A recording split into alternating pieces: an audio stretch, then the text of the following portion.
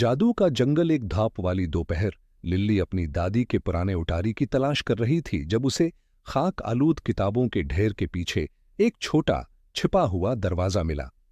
इसकी आंखों में तजस्सुस चमका जब उसने एहतियात से दरवाजे की दस्तक घमाई और अंदर से कदम रखा। इसकी हैरत में उसने खुद को एक जादुई जंगल में पाया। दरखत बुलंद और रंगीन थे, उनके पत्ते सोने की तरह चमक रहे थे और हवा ताज़ा फूलों और मीठे फलों की तरह महक रही थी। जब वो जंगल की गहराई में दाखिल हुई तो उसकी मुलाकात फन नामी एक दोस्ताना लोमड़ी से हुई।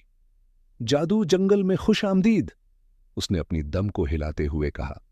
यह जादू और अजायबात से भरी जगह है, लेकिन सिर्फ वही लोग जो खालिस दिल के साथ इसके राजों का सही मानों में तजर्बा कर सकते हैं।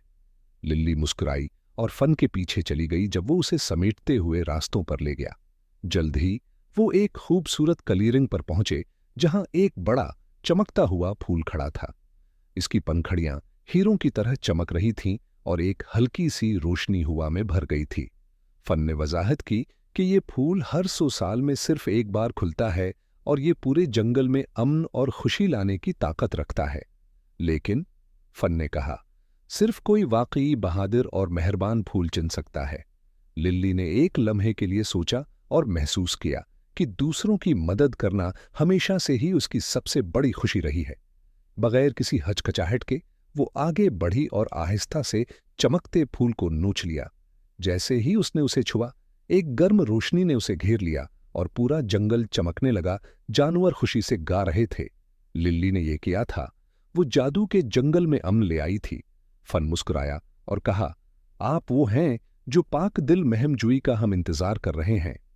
इस दिन के बाद से लिल्ली अक्सर जादुई जंगल में जाती थी, जहां उसने सीखा कि रहमदिली, बहादुरी और अच्छे दिल से कहीं भी जादू हो सकता है।